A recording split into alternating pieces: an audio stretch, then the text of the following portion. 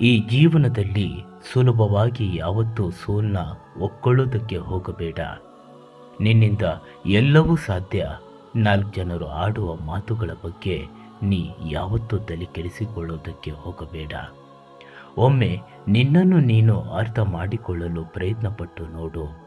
ಆಗ ನಿನ್ನೊಳಗಿರುವ ಸಾಮರ್ಥ್ಯ ಎಷ್ಟಿದೆ ಅಂತ ನಿನಗೆ ತಾನಾಗಿಯೇ ಅರ್ಥವಾಗುವುದು. ಮನುಷ್ಯನಿಗೆ ಈ ಮನುಷ್ಯ ಜನ್ಮ ಸಿಕ್ಕಿರೋದು ಒಂದು ಬಹುಮಾನ. ಈ ಜನ್ಮವನ್ನು ನೀ ಮಾಡ್ಕೋಬೇಡ ವ್ಯರ್ಥ. ಪ್ರಯತ್ನ ಪಡು ನಿರಂತರ ಪ್ರತಿಕ್ಷಣ. ಇಂದು ನಿನ್ನ ಜೊತೆಯಲ್ಲಿ ಇದ್ದವರೇ ನಿನ್ನ ಹಿಂದೆ ಮುಂದೆ ಏನೇನೋ ಮಾತಾಡಿ ನಗ್ತಾರೆ.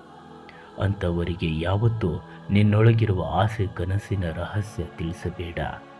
ಸಮಯ ಬಂದಾಗ ನಿನ್ನ ಸಾಮರ್ಥ್ಯ ನೀನು ಏನು ಅಂತ ಅವರಿಗೆ ಗೊತ್ತಾಗಲಿ. ಅಲ್ಲಿಯ ತನಕ ಈ ಬದುಕಿನ ಸಂಘರ್ಷದಲ್ಲಿ ಏಕಾಂಗಿಯಾಗಿ ಹೋರಾಡೋದನ್ನು ಕಲಿ.